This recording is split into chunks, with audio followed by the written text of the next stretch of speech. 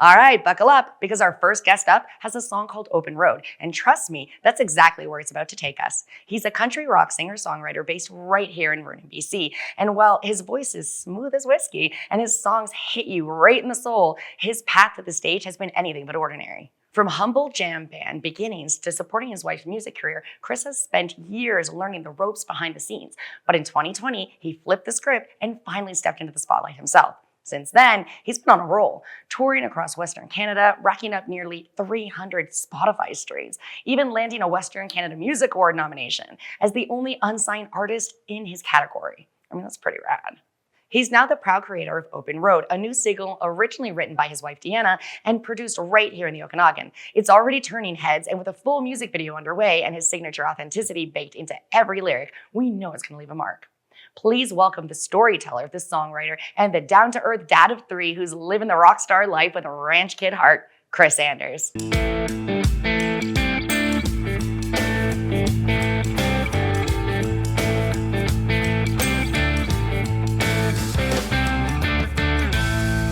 Welcome to the show. Thank you so much for joining us. Absolutely. Come hang out. Well, let's chat. Let's do it. How's your night going so far? Oh, it's been great. That's fabulous. Yeah, thanks for having me. Absolutely. Thank you for coming to hang out with us. You bet. Are you ready for me to ask you a whole bunch of questions? I think so. Right. We'll get into it. All right, let's do this. So there's a lot of buzz right now around your new single, Open Road, and you're officially launching the music video. We get to see that later, right? That's right. Super excited about that. We were really honored to have that, so thank you for sharing. What does this release mean to you right now? Well, as your intro said, I've worked with my wife, Deanna, through the years on this, and this was a song that she wrote. So for us to be able to give this song some new life, to bring it out to the public again, and for me to be able to do my version of it is really special. That's neat. It's kind of like a full circle moment for us. Yeah. So for both of us, there's a lot of emotion behind it, and it represents our journey in music and both of our music careers and the path that got us here. So that's so damn lovely. Yeah. I'm here for get some goosebumps. That's great. Right on. What inspired the emotion and energy behind this song? And how did you know that this was the next story that you wanted to tell? Well, this was always a song that I thought was going to be a hit song. And I told her that when she first started writing it. So she took a break from the live music performance and stuff while we had our family. And then at one point she flipped the script, as you said, and said, it's your turn now to put this out there. Nice. So I started playing this live, just acoustically with me and a guitar, not even with a band yet. And what I really noticed was the audience resonated with this song in particular. In fact, a few times I'd noticed that the song wasn't even over yet, and some people were singing the lyrics along with me. That's fabulous. So I thought, this song has to get out there and has to have another shot. So. Oh, I love that. That's gotta feel great, right? Well, you can visibly see people are connecting with what you're putting out there. Absolutely, yeah. That's one of the best parts of live performance, is to see that the audience is actually listening to the lyrics. Yeah, absolutely. and learning the song with you as you play it. So that's so neat. You have worked with director James Alton of Kelowna Film Studio, and we actually had him on a past episode. He's a fabulous dude. He is. Yeah, and then producer Jeff Johnson, right, at Coldstream to bring the track to life? That's right, Jeff. Yeah, so tell me, what was it like to make this video with that team behind you? Both of those guys are big heavyweights in their respective crafts. I've wanted to work with Jeff Johnson for quite a while. He's had nominations and awards all through Canada, Juno CCMAs and BCCMAs. So I knew he was the right guy for the job in this instance. So working with Jeff, one of the things is that I noticed throughout the process was Jeff just really allowed me to be the artist in the studio. And I was able to just trust that everything was going to work out properly. And when you're able to do that, you can concentrate on your performance. And I also knew that he was going to get the best out of me during the recording. That's important. Which he did. And I mean, we had, and as we went through it, there was some hiccups and a little bit of things we had to work through, and that's very normal when you're working and recording a song. But through Jeff's guidance, I just knew that by the end of it, he's going to get the best out of me. And when that vocal performance we're ready for that final vocal, it's going to be ready. So that was really, really cool to work with him on that. When the single was done and I brought it to James and I said, I want to do a video with this, I gave him sort of my vision of what that was happening. Right away, we connected. Our personalities just meshed for this, and I knew he was the right guy for the job. Yeah. So I gave him sort of a lot of what my ideas were, and just immediately we were bouncing ideas off of each other. And he had some ideas, and I just like, yeah, let's do that, you know. And I threw out the idea that, hey, you know, I've got this '67 Ford Mustang in my garage. You think we can use that? Sure enough, he did. He's like, gets one of the best FPV drone pilots in the Okanagan. Nice. And we just finished recording that with a drone buzzing around me as I'm driving the Mustang up and down Kalamalka Lake. Nice. And, I can't wait to show you, for you guys stunning. to see it. Yeah. Oh, I'm so excited about that. Yeah. So how was it to film a music video? Was it kind of what you expected, or was it a little bit surprising? Well, there's so many variables involved, and in this point in particular, we employed some background actors. Yeah. So that was definitely took a lot of organization to make sure that went smoothly. There were so many things that could have gone wrong, but magically, somehow, everything went right. That's perfect. And we're really proud of how everything came together. It's going to show in the video that you're about to see. Well, I'm really excited because I see you beaming while you're talking about it. I was like, this thing is going to be rad as hell. Yes. I'm super excited. Yeah, absolutely. Yeah, it sounds like you had an amazing time. So you've said songwriting is part of your favorite process. When you're creating a track, what does the spark moment feel like for you? Well, songwriting comes in various forms for me now. So a song like Shattered that we talked about a little bit before, for me, that was came to me in that spark moment. That was one of those type of songs where it was late at night, the house is dark, I'm watching a movie, I'm not really into it, and my mind is able to kind of finally piece together what I wanted for that song. So there was that spark moment. I'm like, I think I got it. I walked out, turned the movie off, went down to my studio, picked up my guitar, and boom, the verse and the chorus was right there. Right on. So once in a while, you know, you connect with the stratosphere, and it comes out and you're on the guitar. In other instances, though, I actually had an opportunity to work with Michael Hansen. You may remember him from a little band called Glass Tiger. Just a little one. Just right? a little one. So we connected this past year as well, and he had me come out to Toronto to record a song. That's cool. So we might have to come back and do another episode when that one's ready. I'm so here for that. Yeah, you just hit me up. It's good. Yeah. But in that instance, you know, it's more intentional, it's planned, and we meet at the studio, and that turned into an actual co-write. Oh, neat. So with that, I'd say it's kind of close to like playing catch or lobbing a tennis ball back and forth, where it's like, here's the lyric. Yeah, I like that one. How about this lyric? And and the interaction and the way we got along worked so well. And again, that song came together in about 3 days in a studio. Really? Just 3 days? Yeah. Nice. 3 full days. Yeah. You're using both parts of your brain, and it was pretty exhausting by the end of it. I But bet. I'm sure we can all relate to that. Yep. So different types of writing. And as I progress through my career now, I think you are making time and intention, and if you're working with others especially. Yeah. So, but all of it's really great to be able to take something that didn't exist before, create it, record it, and put it out there into a tangible thing. It's quite special. Yeah, I would have to agree, absolutely. Yeah. And for myself, I really enjoy the process and watching things build until they snowball. What is that like for you when it starts to take off? When's that moment you're like, yeah, this is going now? I think for me in a studio, it's like I write with just my guitar and my voice. So I know the song, I've played it, and it's in there. Once I start hearing other instrumentation being added to it, especially drums and bass, where it's just got that kick and that drive, and you can't help but, move your body to it. To me, that's where it's like, okay, I can see where this is going to go. Right. And it's just something simple like that, but it just comes and you're like, I envision how this is going to go. And now there's more to it. Now other people are collaborating here. And it was just me, simple me, my little song. And here it is in the studio. That's so neat. Coming to life. I admire how your brain works, because I'm imagining like, I couldn't hear instruments in my head and add them and put them in place. I make noise. Right. Like I've tried, I make some fabulous noise. How does that happen for you? You get a beat and then layer things in between that? In a studio environment, yeah. Okay. The song's usually done, like I say, just with me and a guitar, which is that's the way I write. I've just always done that. I write the chords and have the lyrics to it. So usually when I walk into a studio, I just play the guitar and sing. That works. The producer takes that and he's got, we count out the natural BPM, the beats per minute, the way the song should sound, how fast it should go. And then we simply start adding some drum tracks to it and seeing what that works. And then it doesn't always happen the same way, but typically your drums come in, then your bass. Okay. And then we get a lead guitar to go over top of that. The rhythm guitar is already done by myself usually.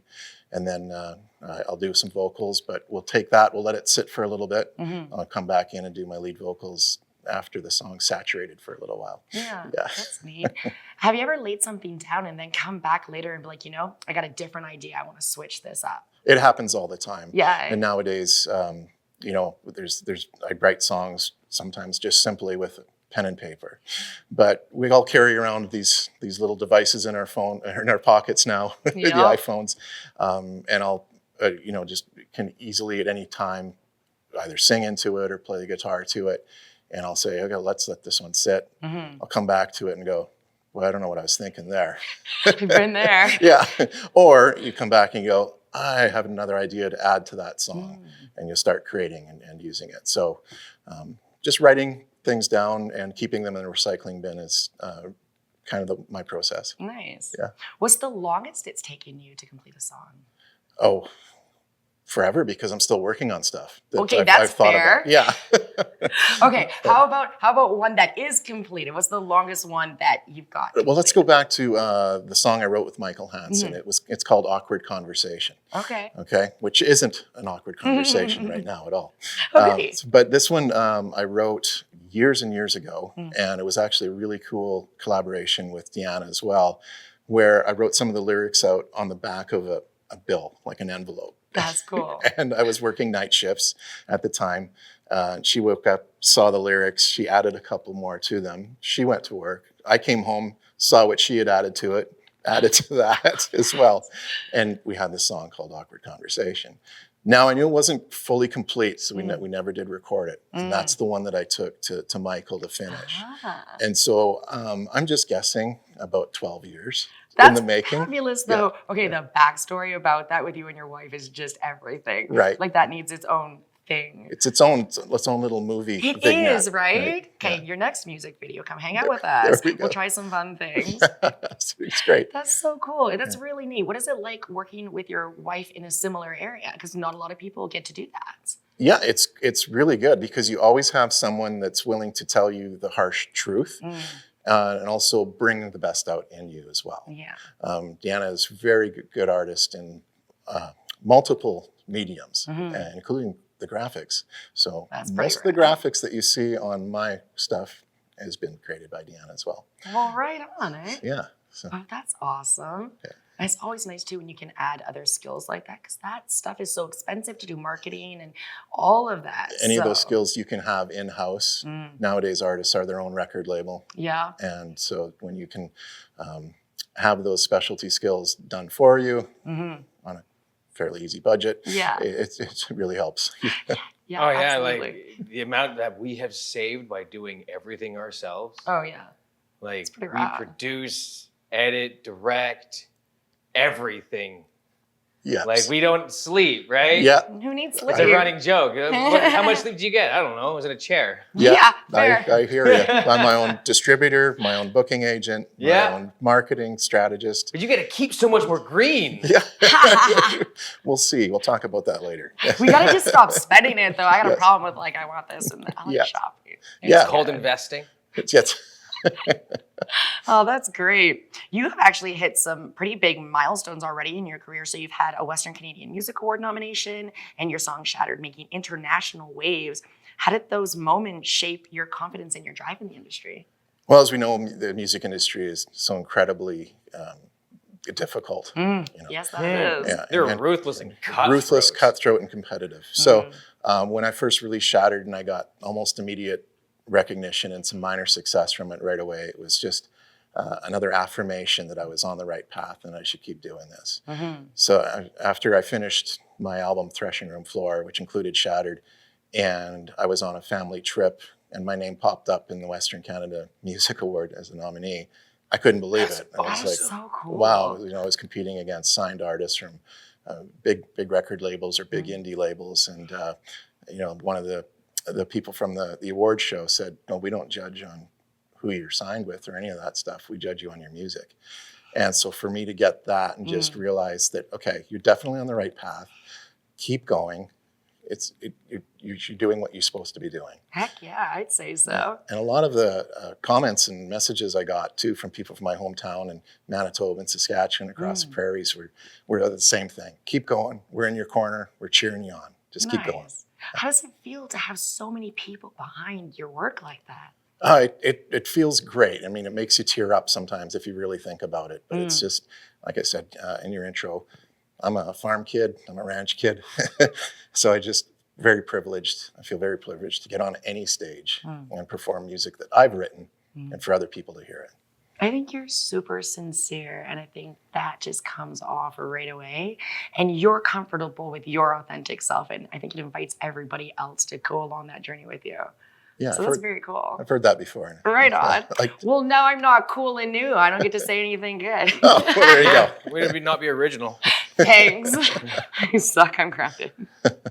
You've spent the last year training with Melina Shine, who's helped you not only technically, but also emotionally connect deeper to your performances. So what changed on stage for you after that? Well, with Melina, one of the cool things we did was we recorded a vocal warm-up routine for me. Oh, neat. So before every performance, I hear Melina in my ear coaching me on. So as I get on the stage, I still feel like her voice is somewhere, somewhere still talking to me. But what she did was she really allowed me to figure out how singing relates to physically. How to make sure that your body's reacting the best, because our instrument as singers is our body right here, and how to take care of that. And I was getting into the touring this last year as well, where I needed to perform multiple nights and how to take care of it and be very as healthy as I can. Yeah. Once we got to that point, I learned so much from her. We got into another point that I didn't really expect when I first started. And that was kind of the psychology of stage performance and how to really get into each song and perform it properly. And that involved either with songs that I'd written, she would ask, well, what were you feeling at the time you wrote this? And why did you write this? And make sure that is, relayed out to the audience at the time. So other songs that I didn't write or cover songs that I really enjoy doing, it's the same thing. She'd say, well, in this case, maybe we'll create a character. What's that character's name? And we dive deep into it. And what are they really saying in these lyrics? And if you can get into that, you're going to be able to perform this. It might not be perceptive or perceptible to the audience at the time, but they'll feel it. Yeah, I would absolutely agree. Yeah. So that was a really an amazing experience with her, and obviously I'll still be working with her in the future. So she's been a great help and a huge, awesome coach for me. That's a neat perspective. I would not have imagined like, oh, okay, we're going to do this where that's concerned, right? Yeah. You think acting and other things, but yeah, I suppose that would play a huge role. Yeah, well, she has a musical theater background, so cool. Some of those elements that, again, I would have never thought I'd be singing pieces by, from the Les Mis or anything, but sure enough, she said, I hear some classical and crooner in your voice. It's not just country and rock, there's more to it. And she would bring these pieces out, and I thought, there is no way I'm going to be singing classical tunes and that. And sure enough, I started to enjoy it. And she would play this one. I'm like, okay, I actually kind of like this. So she's, subtly suggested that maybe that'd be a path for me in the future. That's pretty neat. Okay, you got to tell me what's your favorite one to sing. It is, what is it called? Empty Chairs in the film or in the musical Les Mis. That's an incredible film. Yeah. Okay, that is rad as hell. Yeah. You ever start wandering around singing that, let me know, okay? I'm going to bring my camera. Well, we'll do the do. We'll do it. Yeah. Heck yeah. Oh, that's super fun. It feels like you have so many stories and live so many lives, from rural Manitoba to the Sunshine Coast, and now balancing your dad life and touring. Like, how do you handle all of that awesomeness? You have to be extremely organized. I bet. So 3 kids and a full-time music career, as well as balancing weekends, now touring. So I've been absolutely very well organized and be able to pull all that off. But I just, again, you mentioned, trying to be as genuine as possible, and trying to, I've lived a lot of those life experiences. So I just bring those out. I've either lived them or I've watched someone close to me live those. So that's how I try to bring that out in my live performance. I think that's great. Yeah. I cannot wait to see what you've created here for your music video. Do you think we should take a peek? We're super excited to present Open Road to your audience today.